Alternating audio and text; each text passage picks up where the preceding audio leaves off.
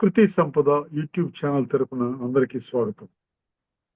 శ్రీమద్ భగవద్గీత ఆధ్యాత్మిక రహస్యాలు అనే శీర్షిక ద్వారా శ్రీ త్రినాథ్ గారు ధారావాహిక ప్రసంగం చేస్తున్నారు. వారి ధారావాహిక ప్రసంగంలో ఈరోజు 544వ ప్రసంగం చేస్తున్నారు. శ్రీ త్రినాథ్ గారికి స్వాగతం. నమస్కారం. ఓం శాంతి. శ్రీమద్ భగవద్గీత ఆధ్యాత్మిక రహస్యాలు ఈ కార్యక్రమాన్ని వీక్షిస్తున్నటువంటి సోదర సోదరిమణులందరికీ కూడా హార్దిక స్వాగతం, సుస్వాగతం, నమస్సుమాంజలి. ముందుగా ధార్మికము ఆధ్యాత్మికంపై మరొక అద్భుతమైన విషయాన్ని మీ దృష్టికి తీసుకొని వస్తున్నానండి. భక్తి మార్గములు అంటే ధార్మిక మార్గములో భక్తి, ధార్మికము, భౌతికము, స్థూలము, రెండు భౌతిక చర్మ నేత్రాల ద్వారా చూసేటువంటి అదనమాట స్థితి. ఇదంతా కూడా ధార్మికము. అర్థమైందండి. ఇక్కడ మనం భగవంతుడి కోసము చాలా ప్రయత్నం చేస్తాం. అర్థమైందండి.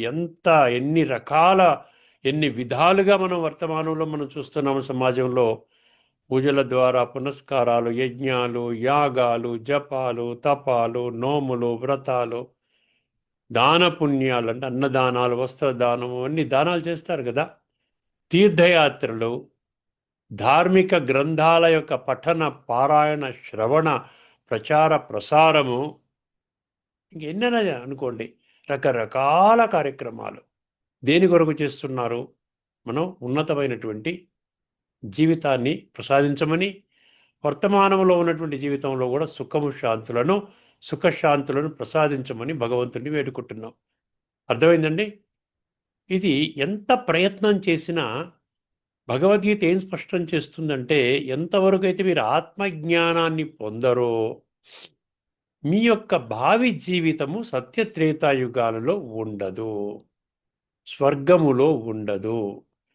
సత్యత్రేతాయుగాలనేది స్వర్గము, బ్రహ్మ పగలు అంటాడు, 8వ అధ్యాయంలో చెప్తాడు. అహోరాత్రి అంటాడు.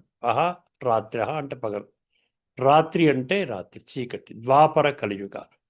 సో మన ప్రయాణం భక్తి మార్గంలో హయ్యెస్ట్ ప్రాప్తి ఏంటి? ద్వాపర యుగంలో మీ యొక్క భక్తి యొక్క నాణ్యత అనుసారంగా ద్వాపర యుగంలో శ్రేష్టమైన పదవులు పొందుతారు. అర్థమైంది. దాని ప్రకారంగా ద్వాపర కలియుగాల్లో, ఎందుకంటే అక్కడే భౌతికం ప్రారంభమవుతుంది. మీరు భౌతికంలో శరీరం విడిచిపెడితే భౌతికంలోనే మళ్ళీ మీ జీవితం ప్రారంభమవుతుంది. ఆధ్యాత్మికంగా శరీరాన్ని విడిచిపెడితే ఆత్మజ్ఞానము, ఆత్మానుభూతి ఎక్కడ కలుగుతుంది? సత్యత్రేతాయుగాలు. అదే అక్కడ చూసారా.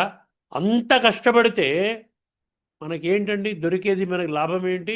భలే ఈ జన్మలో మీకు భౌతిక కొన్ని కోరికలు, ఇంద్రియ సుఖాలు లేకుండా కొన్ని భౌతిక ఈ జన్మకి సరిపడా కొన్ని కోరికలు, అమ్మాయి పెళ్లి కావాలి, పిల్లవాడికి అమెరికాలో సీట్ రావాలి, లేకపోతే ఇదని చిన్న కోరికలు, ప్రమోషన్ రావాలి, అవి తీరొచ్చు భలే. దానితోనే సంతృప్తి పడుతున్నారు. కానీ ఆధ్యాత్మికంగా మీకు స్వర్గం నుంచి కట్ అయిపోతున్నారు. అర్థమైందండి. దీనికి విరుద్ధంగా మీరు ఒక్కసారి ఆధ్యాత్మికంలో చూస్తేనండి, కేవలం ఆధ్యాత్మిక జ్ఞానాన్ని పొందితే చాలు. ఆధ్యాత్మిక జ్ఞానాన్ని పొందితే చాలు. మీరు ఏ పుణ్యకర్మలు చేయక్కర్లే, ఎటువంటి పూజలు, పునస్కారాలు, యజ్ఞాలు, యాగాలు, జపాలు, తపాలు, వ్రతాలు ఏమి చేయక్కర్లే. కేవలం జ్ఞానాన్ని పొందండి. భగవంతుడు ఇచ్చినటువంటి ఈశ్వరీయ జ్ఞానము, రాజయోగం అంటే ఏమిటి? అర్థమైందండి. అది కానీ మీరు పొందితే మీరు స్వర్గంలోకి వెళతారు. ఎంత అద్భుతంగా ఉంది చూసారా. అంటే ఎంతో పుణ్యము చేసుకున్నటువంటి వాళ్ళు వెళ్ళేటువంటి లోకానికి కేవలం మీరు ఈ యొక్క జ్ఞానము విన్నందువలన, ఆచరణ కూడా లేదండి, కేవలం వింటే చాలు మీరు సత్యత్రేతాయుగాల్లో అడుగుపెట్టడానికి అవకాశం ఉంటుంది. భలే మీ పదవులు హయ్యెస్ట్ పదవులు పొందకపోవచ్చు, రాజు రాణి పదవులు పొందకపోవచ్చు, ప్రిన్సెస్ పదవులు పొందకపోవచ్చు, షావుకారు పదవులు పొందకపోవచ్చు, కానీ మీరు స్వర్గంలోకి ఎంటర్ అవుతారు. చూసారా ఆధ్యాత్మికలో ఎంత శక్తి ఉందో చూసారా. కొద్దిగా చేసినా పెద్ద ఫలము. భక్తి మార్గంలో హయ్యెస్ట్ ప్రాప్తి ద్వాపర యుగము, కానీ ఆధ్యాత్మిక జగత్తులో లోయెస్ట్ ప్రాప్తి ఏంటి? సత్యయుగంలోకి ఎంటర్ అవుతారు. అర్థమైందండి. గీతలో నేను 2 శ్లోకాలు మీ ముందు ఉంచబోతున్నానండి. 2 శ్లోకాలు మీ ముందు ఉంచబోతున్నాను. ఒకటి 2వ అధ్యాయంలోని 40వ శ్లోకం ఇదే చెప్తోంది. 2వ అధ్యాయంలో 40వ శ్లోకం ఏం చెప్తుంది? నేహాభిక్రమణాశోస్తి ప్రత్యవాయో ప్రత్యవాయ ప్రత్యవాయ ప్రత్యవాయో న విద్యతే నేహాభిక్రమణాశోస్తి ప్రత్యవాయో న విద్యతే స్వల్పమప్యస్య ధర్మస్య త్రాయతే మహతా భయాత్ అంటాడు. అర్థమైందండి? త్రాయతే మహతో భయాత్. మీకు చూసారు, ఆధ్యాత్మిక ధార్మిక జగత్తులో మీకు భయం ఉంటుంది, ఎందుకంటే దేహభ్రాంతిలో ఉంటారు. ఇక్కడ ఆత్మచింతనలోకి వస్తారు, కొద్ది రోజులు చేసినా కూడా అదేమవుతుంది, అప్యస్య ధర్మస్య, కొద్దిగా మీరు ఆ ధర్మ మార్గంలో కొద్దిగా మీరు ప్రయాణం చేసినా కూడా, అర్థమైందండి, మీకు ఆధ్యాత్మిక జ్ఞానము అవినాశి కాబట్టి మీకు అది మెయింటైన్ అవుతుంది. ఒక్కసారి గీతలో ఏమిచ్చాడో ఒక్కసారి చూడండి. మీకు 2:40లో మీ ముందుకు తీసుకొని వస్తున్నాను, ఎందుకంటే చాలా ముఖ్యమండి, ఇది చాలా ముఖ్యమైనటువంటి విషయం ఇది. అర్థమైందండి? ఇదివరకు చెప్పుకున్నాం మనం. ఇగో ఈ నిష్కామ కర్మయోగమును ప్రారంభించినచో దీనికి ఎన్నటికీ బీజనాశము లేదు, దీనికి విపరీత ఫలములే ఉండవు.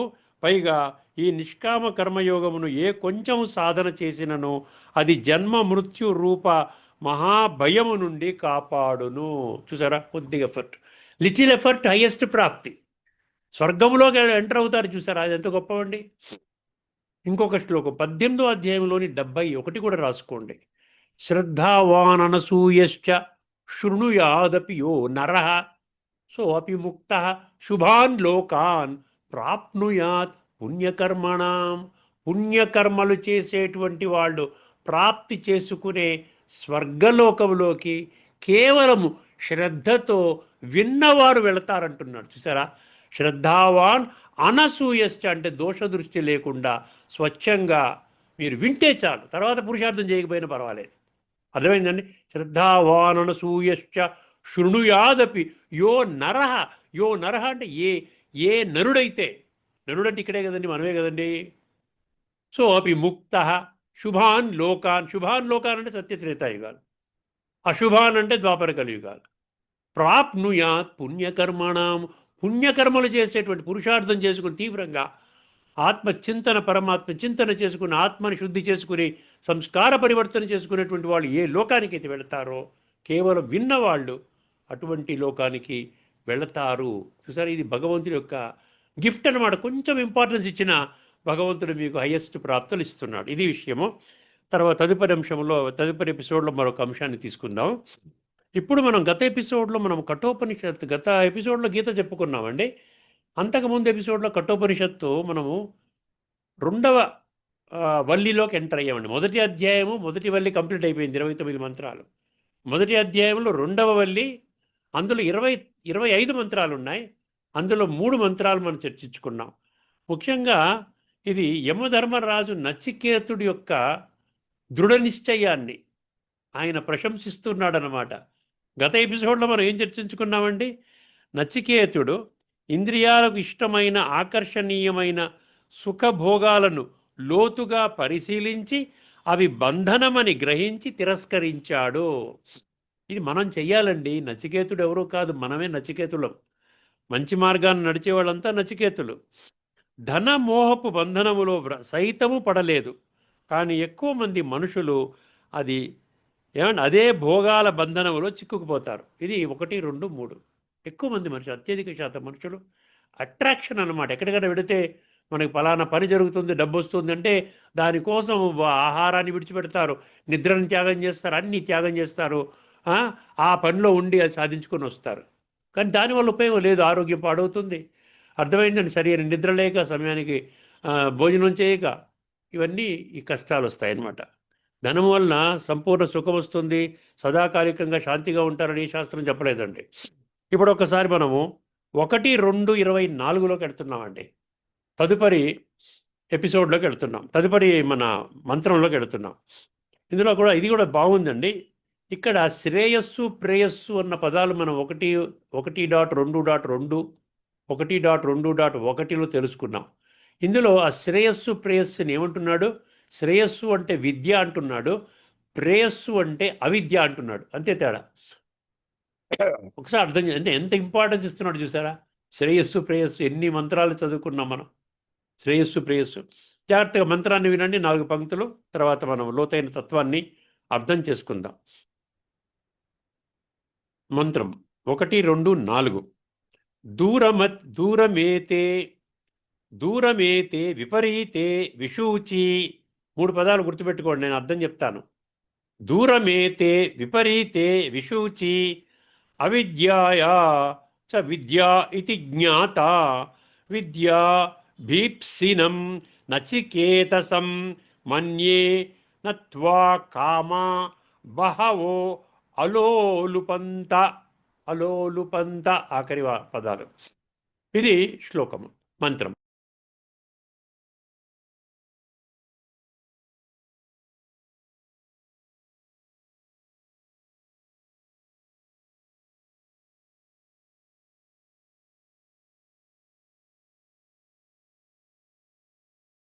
ఇప్పుడు ఒకసారి దీని అర్థం తెలుసుకుందాం. కొన్ని ఇందులో 3 పదాలు చెప్పాను. దూరమతే, విపరీతే, విషూచి.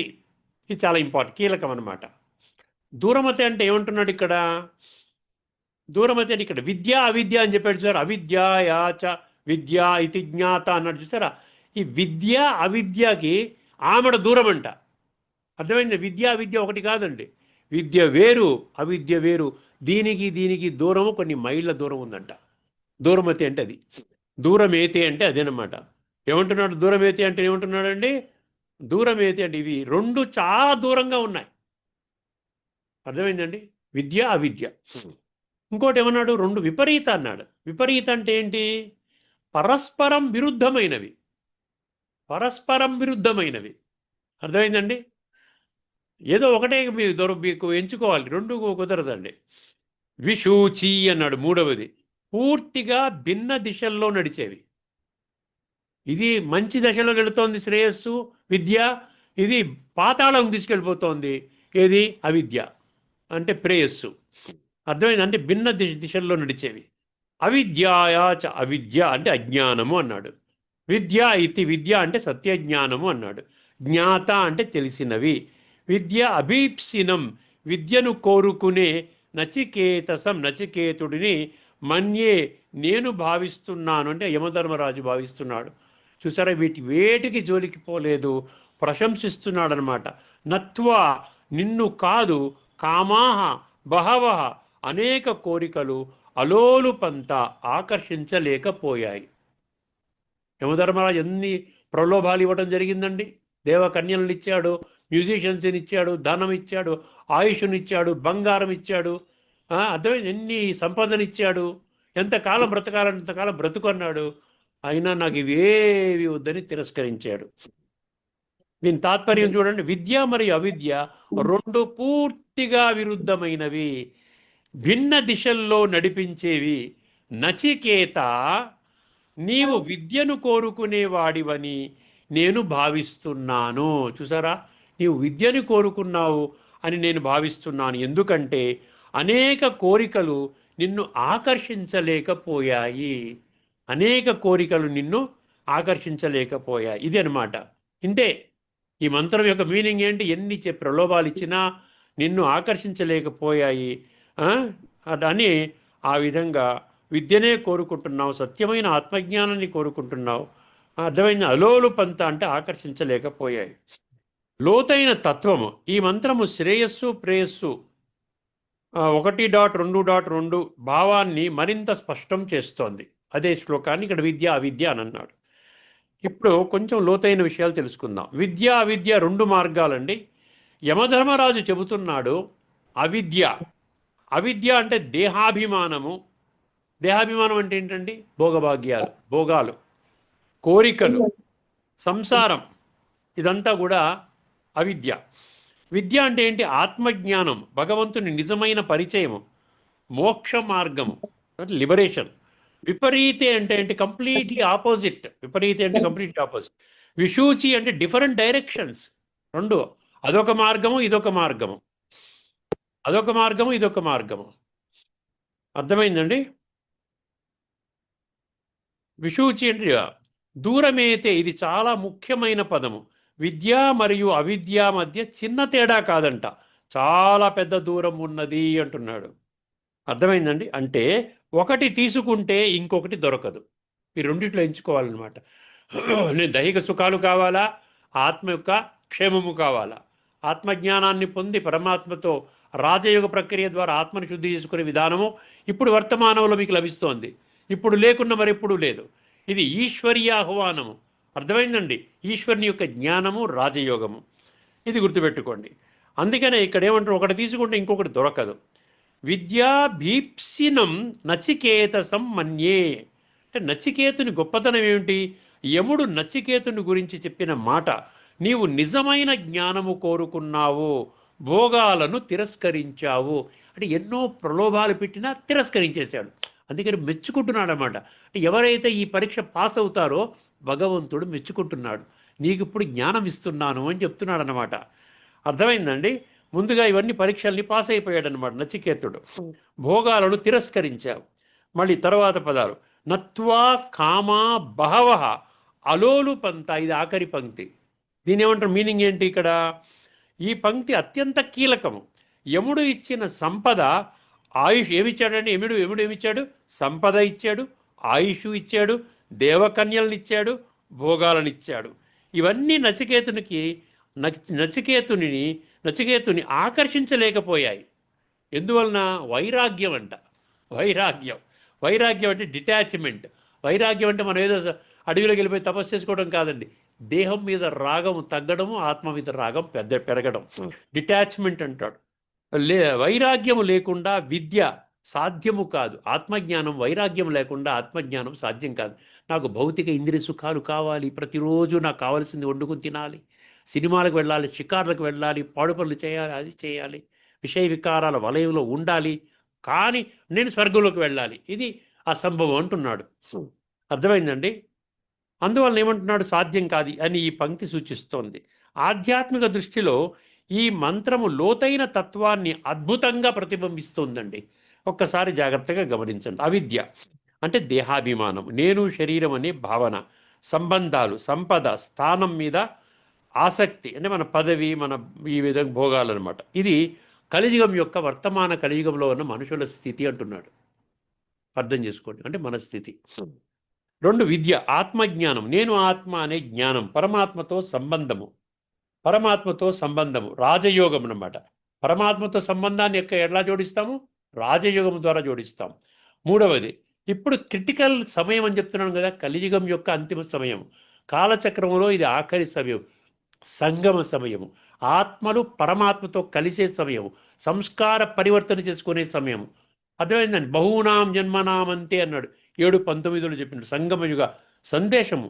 ఇప్పుడు అవిద్య నుండి విద్యకు మారే సమయం, చూసారా? అవిద్య నుండి విద్యకు మారే సమయము, దేహాభిమానము నుండి ఆత్మాభిమానానికి పరివర్తన చెందేటువంటి సమయం. ఎవరు నచికేతుడిలా కోరికలను వదులుతారో వారు విద్య మార్గములో నడుస్తారు.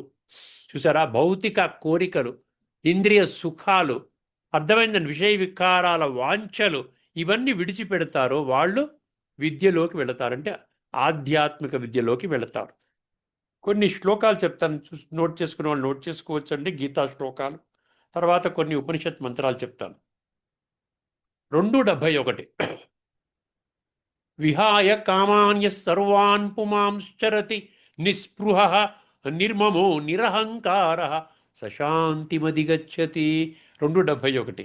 అందులో స్థితప్రజ్ఞుడి యొక్క లక్షణాల్లో ఇదొక శ్లోకం అన్నమాట. అన్ని కోరికలను విడిచిపెట్టి ఆసక్తి లేకుండా, మమకారము మరియు అహంకారము లేకుండా జీవించే మనిషి నిజమైన శాంతిని పొందుతాడు. చూసారా ఎలా మ్యాచ్ అయిపోయింది? చూసారా? ఉపనిషత్తు మంత్రానికి ప్లస్ ఇది అవిద్య. 5వ అధ్యాయం 16వ శ్లోకం అండి. జ్ఞానేన తు తదజ్ఞానం ఏషాం నాశితమాత్మనః తేషాం ఆదిత్యవజ్ఞానం ప్రకాశయతి తత్పరం. ఏ విధంగా సూర్యుడు ఎవరికి జ్ఞానముతో నశించిందో, చూసారా? అజ్ఞానము పోవాలి. దేని ద్వారా పోతుంది? జ్ఞానముతో అజ్ఞానం పోతోంది. అర్థమైందండి? నశిస్తుందో, ఎవరికి జ్ఞానం నశించిందో వారి జ్ఞానము సూర్యునిలా ప్రకాశించి పరమతత్వాన్ని వెలుగులోనికి తీసుకొస్తుంది. అజ్ఞానం పోవాలి. అజ్ఞానం అంటే దేహభ్రాంతి, కేవలం సింపుల్ అనమాట. నేను దేహం అనుకోవడం పోవాలి. నేను ఆత్మ, ఇది నా దేహం అన్నటువంటి విషయంలోకి రావాలి. అది జ్ఞానం. ఇంకొక శ్లోకం 7వ అధ్యాయంలోని 16వ శ్లోకం. చతుర్విధ భజంతే మాం జనా సుకృతినోర్జున ఆర్తో జిజ్ఞాసిరర్ధార్థి జ్ఞానీ చ భరతర్షభ. 4 రకాల మంచి వాళ్ళు ఉన్నారని చెప్పాం కదా. ఆర్తో, జిజ్ఞాసి, అర్ధార్థి, ధనం కోరుకునేవాడు, జ్ఞాని. ఇది మనం చర్చించుకున్నాం, ఎక్కువ చెప్పక్కర్లే. ఈ నలుగురిలో భగవంతుడు ఎవరు పొందుతారండి? ఆర్తులు, జిజ్ఞాసులు, అర్ధార్థి ముగ్గురు పొందరు, జ్ఞాని పొందుతాడు. అదనమాట. ఓ అర్జున, 4 రకాల సత్కర్మలు నన్ను భజిస్తారు.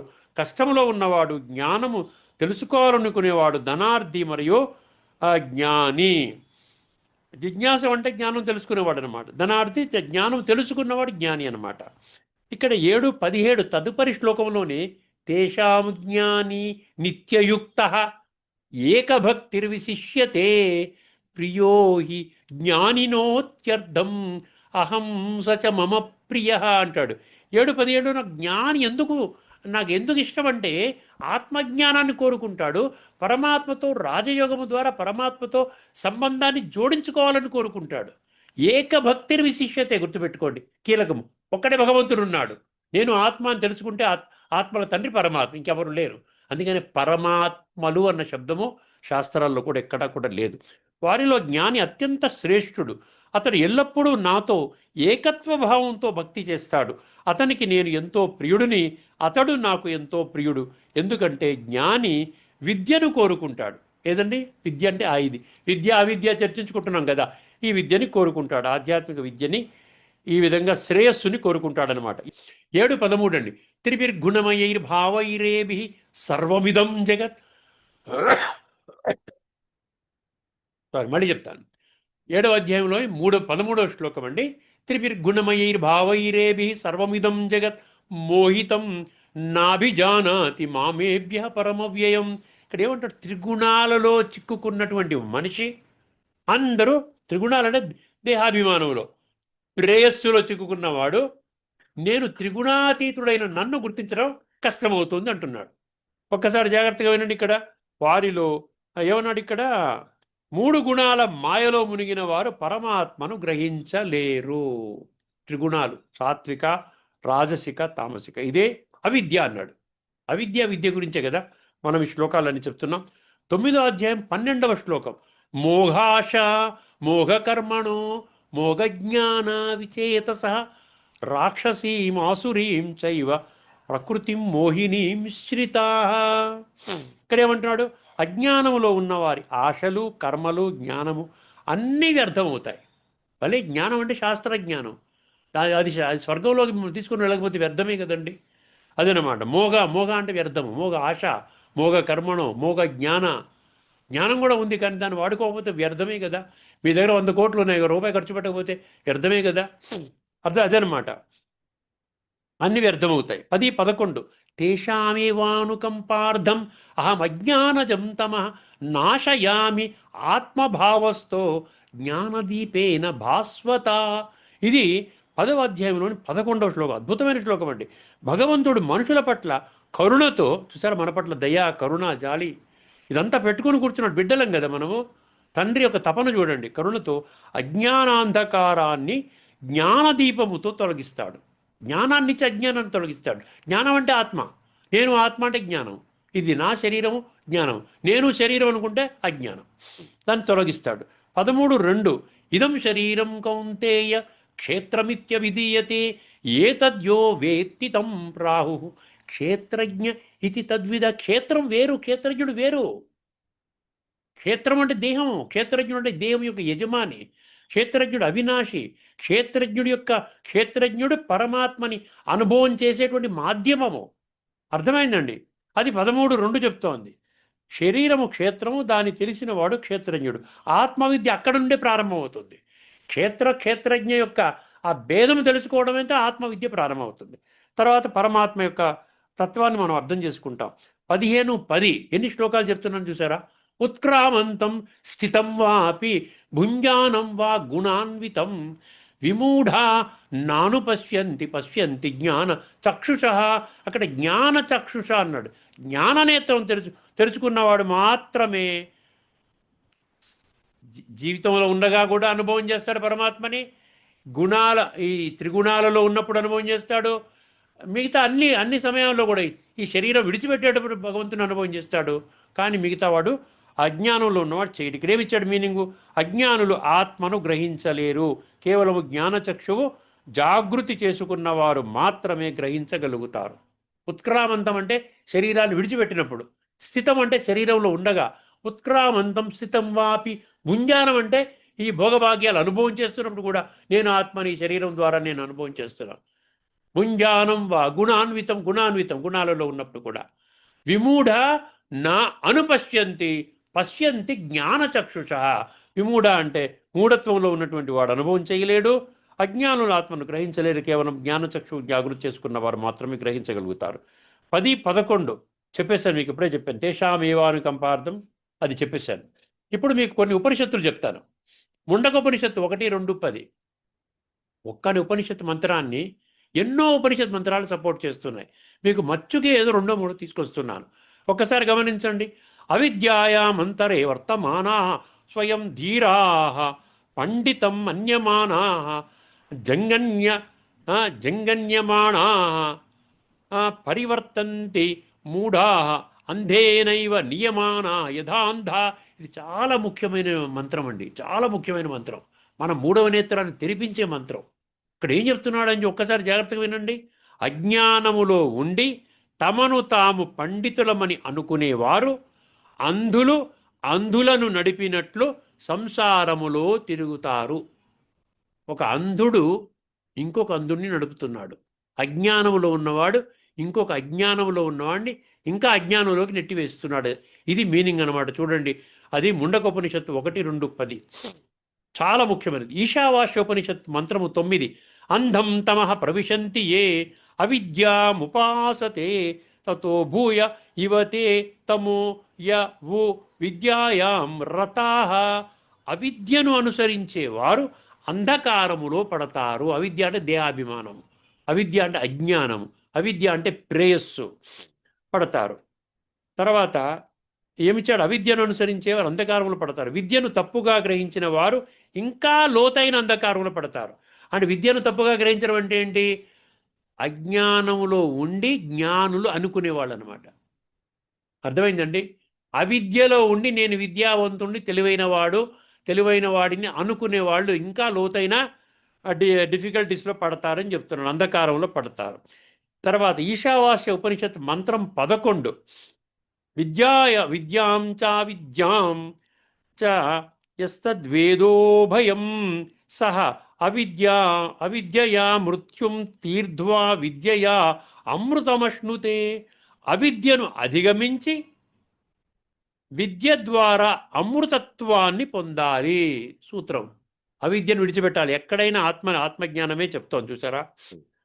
ముండకోపనిషత్తు 1, 1, 4 మరియు 1, 1, 5 2 కలిపి చెప్తున్నాను. ద్వే విద్యే వేదితవ్యే ఇతి హాస్మ యత్ బ్రహ్మ విదో వదంతి పరాచైవాపరాచ. 2 రకాల విద్యలు ఉన్నాయి. అపరా విద్య అంటే లౌకిక జ్ఞానము, పరావిద్య అంటే బ్రహ్మజ్ఞానము. చూసారా ఎంత చక్కగా చదువుకోండి. ముండకోపనిషత్తు 1, 1, 4 మరియు 1, 1, 5. శ్వేతాశ్వతర ఉపనిషత్తు 6, 23 ఇది ఆఖరిదండి. తర్వాత మనం కంక్లూడ్ చేద్దాము. యస్య దేవే పరాభక్తి యదా దేవే తదా గురౌ తస్యైతే కథితా యర్థాః ప్రకాశంతే మహాత్మనః. భగవంతునిపై మరియు గురువుపై. ఇక్కడ గురువు అంటే మామూలుగా మళ్ళీ అజ్ఞానంలో తీసుకుని వెళ్ళే గురువు కాదండి, తత్వాన్ని తెలుసుకున్న గురువు దగ్గరికి వెళ్ళాలి. సో భగవంతుడు మరియు భగవంతుడి యొక్క సంతానముగా గుర్తించి తండ్రి బిడ్డల యొక్క ఆ రాజయోగ ప్రక్రియ ద్వారా గుర్తించి రాజయోగం ద్వారా శ్రేష్టంగా తయారు చేసుకునేటువంటి వాళ్ళు ఇక్కడ తత్వదర్శనులు అనమాట. 4వ అధ్యాయం 34 తత్వదర్శిన అంటాడు. అదనమాట గురు. భగవంతుడు మరియు గురువుపై పరాభక్తి ఉన్న వారికి ఈ జ్ఞానం స్పష్టంగా ప్రత్యక్షమవుతుంది. అయిపోయిందండి. ఆఖరి 2 మహావాక్యాలు.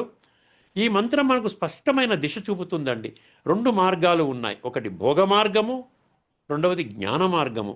2 కలిసి వెళ్ళవు. మొదటి పాయింట్. రెండో పాయింట్, కోరికలు అవిద్యకు ద్వారము. కోరికలు ఉన్నంత వరకు విద్యలో స్థిరంగా ఉండలేము. కోరికలు అంటే భౌతిక కోరికలు. ఆత్మని చాలా శుద్ధి చేసుకోవాలనే కోరిక అది కాదండి. శరీర ప్రకారం ఎంజాయ్మెంట్ చేసి ఇంద్రియ సుఖాల కోసం వచ్చేటువంటి కోరికలు అన్నమాట.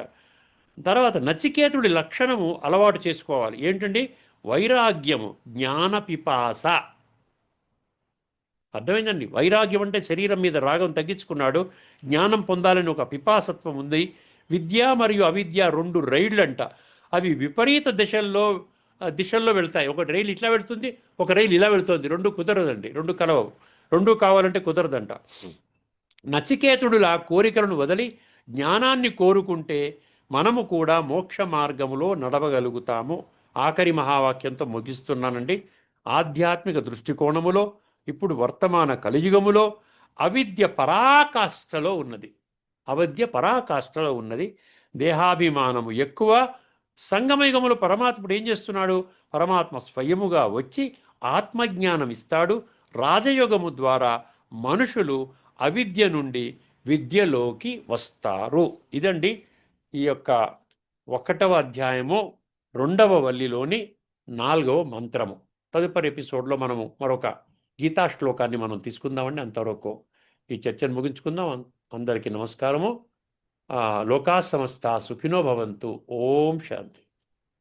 శ్రీమద్ భగవద్గీత ఆధ్యాత్మిక రహస్యాలు శీర్షికలో ధారావాహిక ప్రసంగం చేసిన శ్రీ త్రినాథ్ గారికి ధన్యవాదాలు.